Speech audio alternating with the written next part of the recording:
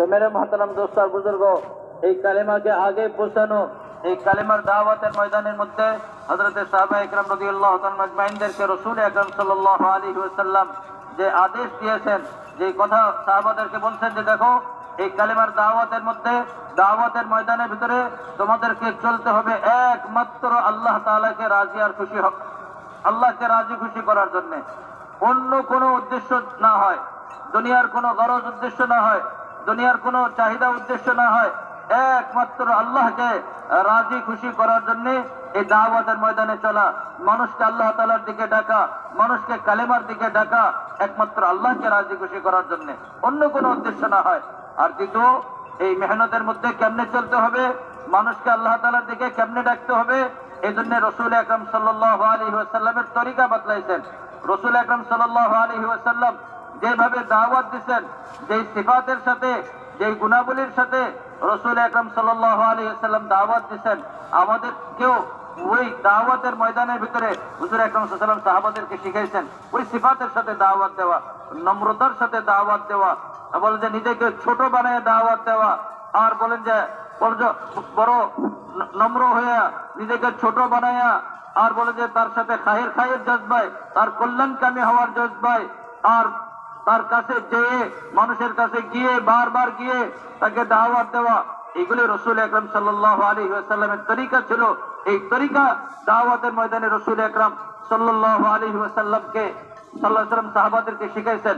সাহাবা ইকরাম রাদিয়াল্লাহু তাআলা আনহুম আজমাইন রাসূল আকরাম সাল্লাল্লাহু আলাইহি ওয়াসাল্লামের থেকে তরিকাগুলিকে শিখছেন আর ওইভাবে দাওয়াতের ময়দানের ভিতরে চলছেন। তো মেরে মুহতারাম দোস্ত আর বুজুর্গো, যখন কোন বান্দা দাওয়াতের ময়দানের মধ্যে এই গুণাবলী আর এই সিফাতের সাথে চলতে থাকে, আর কুরবানির সাথে চলতে থাকে, আর বলে জান দেওয়ার দরকার হয়তো জান দেয়, মাল দেওয়ার দরকার হয়তো মাল দেয়, যে কোনো রকমের কুরবানির অবস্থা তার সামনে আসে, আর ওই সমস্ত কুরবানিকে সে বরদাস্ত করে, আর ওই কুরবানিকে বরদাস্ত করার মাধ্যমে আল্লাহ তাআলা রাস্তায় চলতে থাকে, কিন্তু কোন অবস্থাতেই সে এই দাওয়াতের মেহনত থেকে, এই কালেমার মেহনত থেকে নিজেকে পিছু হটায় না, পিছপা হয় না। তো মেরে মুহতারাম দোস্ত আর বুজুর্গ, এই মেহনত করার কারণে আর এই কুরবানির সাথে চলার কারণে এই কালেমা তার আসর আর তার প্রভাবকে প্রকাশ করে, এই কালেমা তার শক্তিকে প্রকাশ করে। এই কালেমার ভিতরে আল্লাহ তাআলা কিরকম শক্তি রাখছেন, যখন কুরবানির সাথে আর ওই সিফাতের সাথে আর ওই জজবার সাথে যখন উম্মত মানুষের ময়দানের ভিতরে এই কালেমার দাওয়াতকে দিতে থাকবে, তখন এই কালেমা তার শক্তিকে নিয়ে আসবে। কালেমার শক্তি কিরকম, একজন মানুষ যখন এই কালেমার দাওয়াত দিতেছে, কালেমার কথা মানুষের কাছে বারবার বলতেছে, আর একজন ব্যক্তি শুনতেছে, একজনের কাছে কালেমার কথা বললো, আল্লাহ তাআলার বরাতের কথা বললো, আর কালেমার দাওয়াত মানুষের কাছে দিল, তো শুননেওয়ালা এই কালেমার দাওয়াতের দ্বারা এত মুতাআসসির হয়ে যায়, এত প্রভাবিত হয়ে যায়, সে এই কালেমার দাওয়াত শুনে 70 বছর 80 বছরের কাট্টা কাফের, সে তার কুফর আর শিরককে ছেড়ে দিয়ে এই কালেমাকে গ্রহণ করে নেয়। এত শক্তি এই কালেমার, 70-80 বছরের কাট্টা কাফেরও এই কালেমার দাওয়াতকে শুনলো, শোনা মাত্রই তার অন্তর নরম হয়ে গেছে, আর সে দাওয়াতকে গ্রহণ করে নিল। মেরে মুহতারাম দোস্ত আর বুজুর্গ, শোনার যদি এতটুকু প্রভাব হয় যে শোনার মাধ্যমে এই কালেমার দাওয়াত শুনলো, আর এই শোনার মাধ্যমে তার জিন্দেগির ভিতরে পরিবর্তন হয়ে গেল, তাহলে যে ব্যক্তি বারবার এই কালেমার কথা বলতেছে, বারবার বলতেছে, তো এর দ্বারা কি তার জিন্দেগিতে পরিবর্তন আসবে না? অবশ্যই এই কালেমা তার জিন্দেগির ভিতরে পরিবর্তন নিয়ে আসবে, এই কালেমার ইয়াকিন তার অন্তরের ভিতরে আসবে।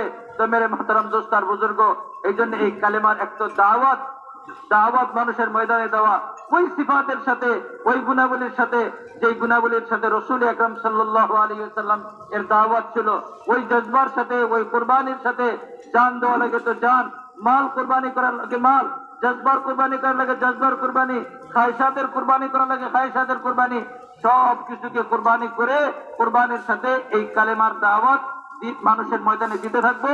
তো মেরে মুহতারাম দোস্ত আর বুজুর্গ, এই কালেমার ইয়াকিন আল্লাহ তাআলা আমার অন্তরের ভিতরে বসায় দেবে, এবং সারা দুনিয়ার মানুষের জিন্দেগির ভিতরে এই কালেমার ইয়াকিন চলে আসে, তাদের জিন্দেগিও পরিবর্তন হয়ে যায়।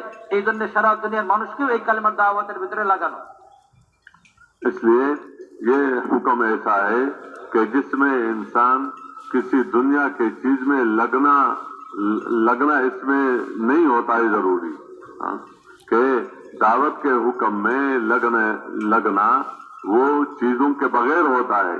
बंदा जुबान से बात करता है, कान से बात सुनता है, दिमाग से उसको सोचता है, इसको लेकर फिरता है, तो इसका ताल्लुक न पैसे के साथ है न माल के साथ है, बल्कि इसका ताल्लुक ये जो कुछ है उसको कुर्बान करने के साथ है, चीजों के जमा करने के साथ नहीं है, बल्कि जो है उसको जब दूसरों के पास जा रहे हो उस वक्त अपने बीवी बच्चों की जुदाई बर्दाश्त कर लो, अपने कारोबार से जुदाई बर्दाश्त कर लो, अपने ख्वाहिश और अपने तबीयत के मुताबिक जिंदगी गुजारने में जो मजे हैं उसको कुर्बान कर लो। जब हक की आवाज कुर्बानी के साथ लगती है तो उससे हक वजूद में आता है और बातिल की जड़ें खोखरी हो जाती है और बातिल की जड़ें वो कमजोर हो जाती है। ये सिर्फ हक की बात कहने से नहीं है, ये सिर्फ दावत की बात कहने से नहीं है, बल्कि जब दावत की बात और हक की बात और इस हुक्म को जब कुर्बानी के साथ पूरा किया जाता है, उसकी बरकत से हक के कबूल करने की इस्तेदादें पैदा हो जाती हैं और बातिल कमजोर हो जाता है। तो मेरे मोहतरम दोस्त और बुजुर्ग उन्हें बोले এই দাওয়াতের মেহনত, হকের মেহনত এক তো হইতেছে মেরে দোস্ত আর বুজুর্গ, এই দাওয়াতের মেহনত করতে গেলে দাওয়াত দেওয়ার জন্য দুনিয়ার কোনো চিজ ও আসবাবের জরুরত আর প্রয়োজন পড়ে না। যে দাওয়াত দিতে গেলে টাকা পয়সা লাগবে, সম্পদ লাগবে, না হলে দাওয়াত কেমনে দিবে? না, আল্লাহ তাআলা যা আমাকে দিয়েছেন, জবান দিয়েছেন, হাত পা দিয়েছেন, হাত পা দিয়ে হাঁটে যাব, জবানের দ্বারা দাওয়াত দেব। তো কালেমার দাওয়াত এত সহজ, যা আল্লাহ তাআলা দিয়েছেন এইটাকে একটু কুরবানি করা। তো কুরবানি যখন হবে, কুরবানির মাধ্যমে কুরবানি করব, তো দাওয়াতের ময়দানের ভিতরে চলতে পারবো, দাওয়াত দিতে পারবো। কিসের কুরবানি? বিবি বাচ্চার থেকে একটু দূরে সরতে হবে, মন মতো আরাম প্রিয়তার জিন্দেগি ছিল, তো এটাকে একটু কুরবানি করি। তো বিবি বাচ্চার জুদাই, তাদের থেকে একটু দূরে সরা, এই কুরবানি। আর আরাম প্রিয়তার জিন্দেগি ছিল, এটাকে কুরবানি। কিছু টাকা পয়সা আল্লাহ তাআলা দিয়েছেন, তো এটাকে নিয়ে আল্লাহর রাস্তায় বাহির হওয়া। তো মেরে মহতারাম দোস্ত আর বুজুর্গ, সম্পদের প্রয়োজন নাই দাওয়াত দেওয়ার জন্য, দাওয়াতের ময়দানে চলার জন্য। যেটা লাগবে সেটা হইতেছে যা আল্লাহ তাআলা আমাকে দিয়েছেন এইটাকে এইটার মধ্যে কিছু কুরবানি করতে হবে। মেরে মহতারাম দোস্ত আর বুজুর্গ, উনি বলেন যখন দাওয়াত কুরবানির সাথে হয়, দাওয়াত কুরবানির সাথে হয়, হকের কথা কুরবানির সাথে হয়, তো মেরে মহতারাম দোস্ত আর বুজুর্গ, এই হকের দাওয়াত, এই হকের আওয়াজ মানুষের অন্তর চিরে তার অন্তরের ভিতরে এই কথা ঢুকে যায়, মানুষের জিন্দেগির ভিতরে পরিবর্তন নিয়ে আসে। আর হকের দাওয়াত আর হকের কালেমা যখন কুরবানির সাথে পৌঁছানো হয়, তো মেরে মহতারাম দোস্ত আর বুজুর্গ, বাতিলের গোড়া শিকড় নড়বড়ে হয়ে যায়। বাতিল বলে যে বাতিল নড়বড়ে হয়ে যায়, বাতিলের শিকড় বলতে কমজোর হয়ে যায়। এই জন্য মেরে মহতারাম দোস্ত আর বুজুর্গ, শুধু উনি বলেন যে শুধু এতটুকু না যে হকের কথা পুষায় দিলাম, হকের কথা মানুষের কানে দিয়ে দিলাম, না না, এটার দ্বারা যতটুকু পরিবর্তন হবে এর থেকে বেশি পরিবর্তন মানুষের জিন্দেগির ভিতরে আসবে। সেটা হইতেছে যখন হকের দাওয়াত, হকের কালেমাকে কুরবানির সাথে করা হবে, কুরবানির সাথে হকের কথাকে যখন আগে পৌঁছানো হবে, তো তখন মেরে মহতারাম দোস্ত আর বুজুর্গ, এই হকের দাওয়াত কুরবানির সাথে হওয়ার কারণে বাতিলের শিকড়কে আল্লাহ তাআলা কমজোর করে দেবেন, বাতিলকে আল্লাহ তাআলা নড়বড়ে করে দেবেন। আর মেরে দোস্ত আর বুজুর্গ, হককে আল্লাহ তাআলা দুনিয়াতে গালিব করে দেবেন। এই জন্য মেরে দোস্ত আর বুজুর্গ, হকের দাওয়াত কুরবানির সাথে যা আল্লাহ তাআলা দিয়েছেন এইটাকে নিয়ে আল্লাহ রাস্তায় বাইর হয়ে কুরবানি করে দাওয়াত দিই, তো মেরে মহতারাম দোস্ত আর বুজুর্গ, হক দুনিয়াতে জিন্দা হবে। इन खूबियों को सबसे पहले उम्मत के अंदर पैदा करने की कोशिशें की गई कि ये खूबियां मक्का मुकर्रमा के अंदर, लोगों के अंदर, सहाबे किराम के अंदर ये खूबियां पैदा हुई और उसके साथ साथ बढ़ती गई और जिंदगी के साथ साथ ये खूबियां बढ़ती गई। उसका असर क्या हुआ?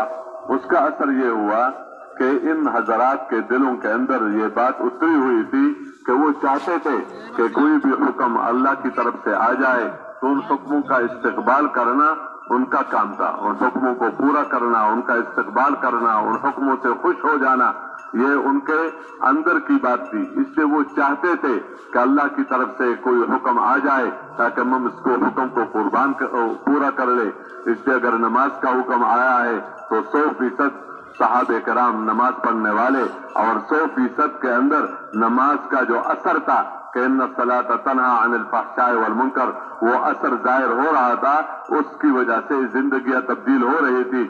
اور اسی کی وجہ سے اگر روزے کا حکم آیا ہے تو بھوک کی اور پیاس کی اور خواہش کی پرواہ کیے بغیر حکم کو پورا کرنا آسان بھی ہو گیا تھا. تو 100% روزہ رکھنے والے، اور روزے کا اثر بھی ظاہر ہو رہا تھا کہ اس کے ذریعے سے تقوی کا ملنا، اور پھر تقوی کا اثر ظاہر ہو رہا تھا. وَمَن يَتَّقِ اللَّهَ يَجْعَل لَّهُ مَخْرَجًا، ہر تنگی میں اللہ نے اس کو راستے دیے ہیں. اللہ نے ان کو رزق وہاں سے دیا جہاں اس کا وہم گمان بھی نہیں تھا. اور جب زکوٰۃ کا حکم آیا تو زکوٰۃ کا حکم پورا کرنا ان کے لیے آسان ہو گیا، اس یقین کے ساتھ کہ اس میں تو میری دنیا میں بھی مال میں زیادتی کا وعدہ ہے. یمحق اللہ الربا ویربی الصدقات، تو حکم پورا کرنا آسان ہو گیا. اور حج کا حکم آیا تو حج کا حکم پورا کرنا ہر اعتبار سے آسان ہو گیا. یہ زندگی ان کو ملتی ہے جو اس زندگی کے چاہنے والے ہو، جو اس زندگی کے طلب کرنے والے ہو، جو اس زندگی کو اپنے عزت کا ذریعہ سمجھتے ہیں.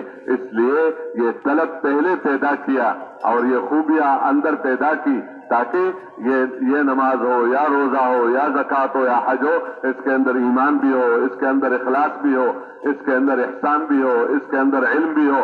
اور جب ان احکامات کا وقت آ جائے تو اس کے اندر مجاہدہ بھی ہو کہ اپنے نفس کے تقاضوں کو قربان کرنا، بھی بچوں کے قربانوں کو قربان کرنا، مال کو قربان کرنا، یہ سب چیزیں اندر پیدا گئی. تو اس طرح امت تیار ہو گئی.